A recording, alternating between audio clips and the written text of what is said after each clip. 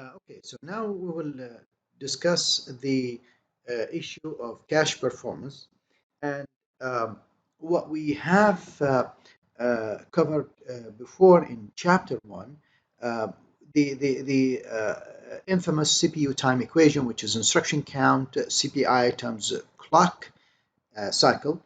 Now, if we merge these two terms, we end up with clock count. Okay, so the clock count here, I'm sorry, the cycle count, cycle count. We used to have a very simple cycle count for the pipeline or the scaler. So here we assume when we included those cycle counts, we assume that we are having a hit for our data in the cache. But what we have not counted back then is the case when I have a miss. In case if I have a miss, I'm going to have a stall cycles. Basically, the data is not in the cache. And when the data is not in the cache, we will have to search for or retrieve the block or get the block from the memory, put it in the cache, and then we will then get the data. So there is what we call a miss penalty, and this is the miss penalty of those extra cycles. And therefore, I'm going to have memory stall cycles that need to be added to my cycle account. And those memory stall cycles are equal memory access per program times the miss rate times miss penalty. Okay, if I don't know the memory access per program, I can rather say the instructions per program and the percentage of misses per instruction times the miss penalty. Again, the miss penalty here is the number of cycles I need to get the data from the lower level of the hierarchy, memory hierarchy. So in this lecture, we'll like to talk about miss rate and miss penalty. Miss rate, we have defined it as number of misses per the entire number of access to the to the memory, and the miss penalty is those extra cycles I need to get the data. Okay, let's get going here. Here's an example that will show me the miss rate for the cache through its different policy, direct and two-way, direct and two-way, and set and fully associative. He is given me here block access sequence, address 0, address 8, address 6, 0, 6, and 8. We have 4 block cache. Okay, so this cache is simple as 4 block. So obviously, if I have a 4 block cache, obviously in this address I'm going to have index. Oh, of course, he's ignoring the block offset and all that. So in this case, I'm going to have for the cache. If in case of a direct, I'm going to have set 0, set 1, set 2, set 3. Number of sets equal number of blocks. Now, the address, I'm going to have 0, 0, 0, 0 for the block, and the last 2 bits indicates for me of the address indicates for me this the cache index or the set number. So set 0. Since it's the first access, I'm gonna miss the data is not in the cache yet. So I'm gonna get the address 0 and place it in what set? Set 0. Similarly, address 8, which is 1000, oh, it is set 0, so I have set 0. I'm going to have a miss. Why? Well, because the tag in the memory in the cache is 00, and the tag of the data that I need is 10. So I'm going to have a miss and then obtain memory address 8 and put it in set 0. Then I'm going to have address 0. Address 0 is 0000. Notice here I have the tag and I have here the index of all these addresses. So notice address 00 had different, and we'll go to set 0. All right, but we have different tags already there. There's tag 10, but I need tag 00. This causes a mess. And notice here address 0 and address 8 are fighting for the same set, which is set 0. That's the main problem of direct mapping, which is the conflict in using one set. So you will see say, a miss, even address. Oh no, so this 6 will go, let's see, 0 1 0 1 1 0. 6 will go to set 0, so set 2, sorry. So it will not fight with but you will see address 0 and address 8 are fighting for the same set, and this causing all this. So here I have a miss rate of 100%. Of course, this example exaggerated a bit, but this is how I calculate the miss rate. I calculate how many misses, right, over total number of access, to memory. Here I have 1, 2, 3, 4, 5 misses over 5, and that gives me the 100%. Okay, now let's go to two-way associative. In this case, two-way associative, I have two sets. Okay, and the address, I'm going to have the address, the last bit indicates for me the set number. Okay, so address 0 will go to set 0. Okay, so I bring address 0 here, and then address 8 1000, I go to set 0, so I bring 8 here. Okay, notice I have a misses because the data is not there in the valid bit is 0. The data is not in the cache yet.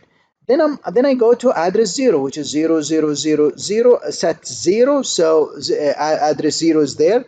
And then I go to 6, which is 0110, also it is set 0. And notice that 6 was going to come and find the cache full, so we need to kick out either mim 0 or mim 8 so that I can get mim 6. So we will see that, say that mim 8 was least used, so we remove it and put address 6 there. So you can see here address 6 brought to the memory. And then last is address 81000. So in set 0, it is not there, so I kick the 0 out and I place 0, the mim 8. So notice how many, what's the miss rate here? The miss rate equals, well, okay, so miss rate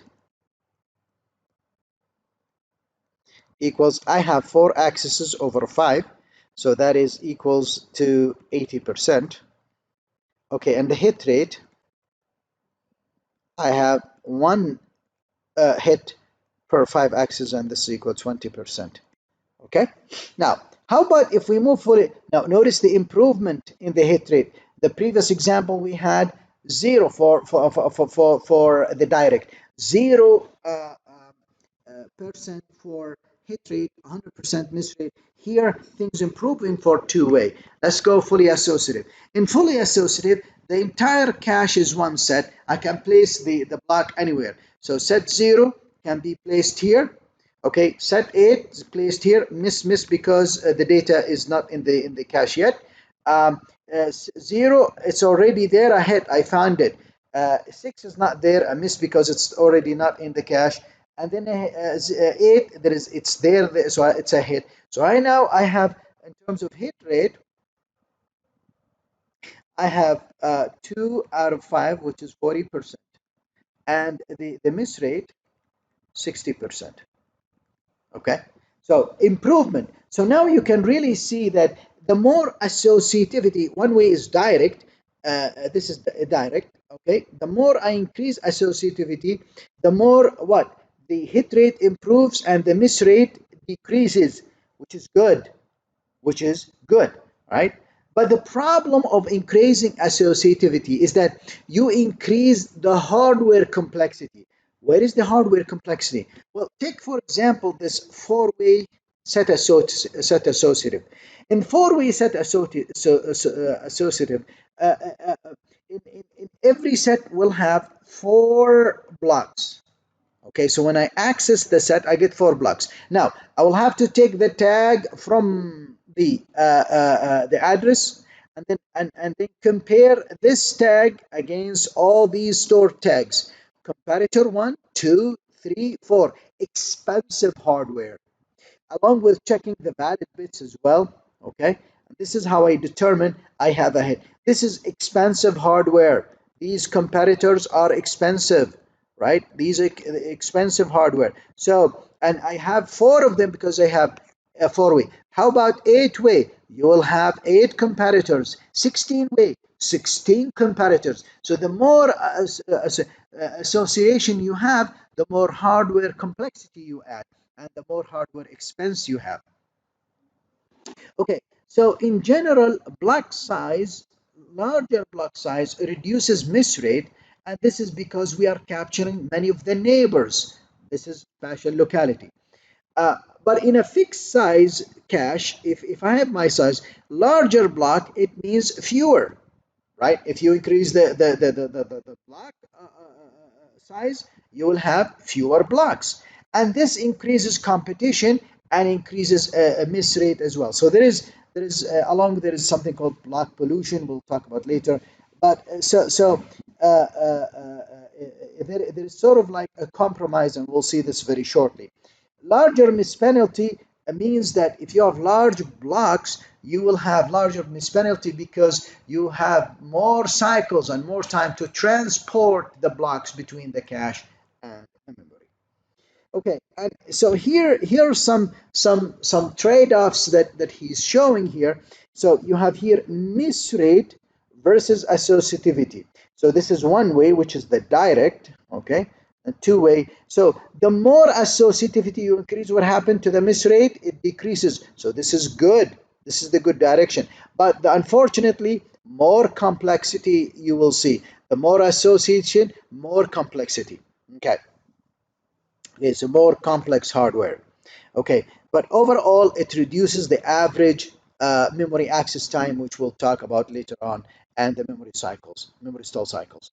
Now, what happens if we have larger cache? Okay, larger cache. So in this example, you have this is a 1K cache. This is a 2K byte cache. This is 4K byte cache. This is 8K byte cache. You see, from this diagram, I can conclude that the miss rate is reduced by increasing associativity and by increasing the cache size. Interestingly enough, here, see this 2 point here, you will see that the miss rate of two-way, the two-way 4K cache, two-way, so this is two-way of 4K cache, 4K byte cache, is equal to the same miss rate of four-way 2K cache, 2K byte cache. All right. So this is for a two-way of 4K byte cache is almost equal to a four-way 2K byte cache because in one this cache wins by the size, and this cache wins by the associativity, so they kind of balance each other. But in general, the more you increase the cache size, the lower the miss rate, the more you increase associativity, the lower the miss rate is. Okay, how about the block size? Well, the block size, if you increase the block size, you will see that you will have this dish effect. Of course, he's doing this for multiple cache sizes, but in general, block sizes do not take maximum advantage of spatial locality. So as you increase the block size, you take the advantage more spatial locality. But when you increase become too large, they become fewer blocks because fewer the cache size is fixed. And with fewer blocks, there is a potential conflict of misses because now you have fewer of those and the conflict probability increases. And that's why you have this uptick here. Okay, so spatial locality, conflict probability here. Okay, and that's why you have this dish effect. Now, if the CPU requests a address from the cache,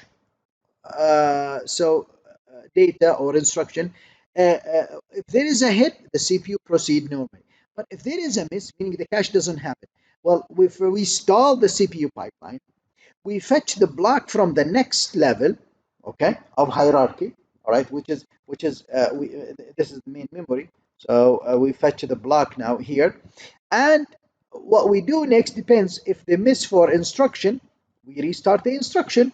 If the miss was for a data, then we complete the data access, or either read or write. So that's what happened on a cache miss. Now, the interesting enough, so far we discussed data as if we are reading data, CPU is reading data. What happened if the CPU is writing data to the cache? Okay, what happened if the CPU, let's write this better, if the CPU writing data to the cache? Okay, so if the CPU writes data to the cache, there are two policies. One policy says on a write, we update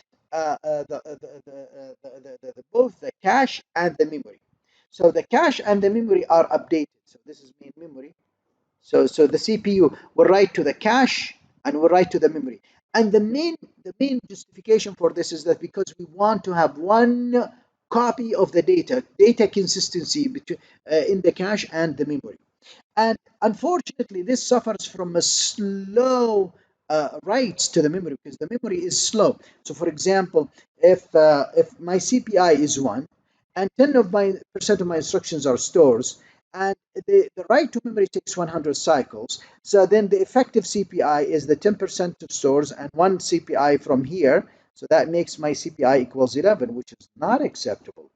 So another way to do it is they use sometimes write buffer. So instead of the CPU, when the CPU writes to the memory, we use a buffer here. So the CPU writes to this buffer, and then it goes and do its own work, leaves the buffer. That's good, improves the speed, but what happens if the buffer is full?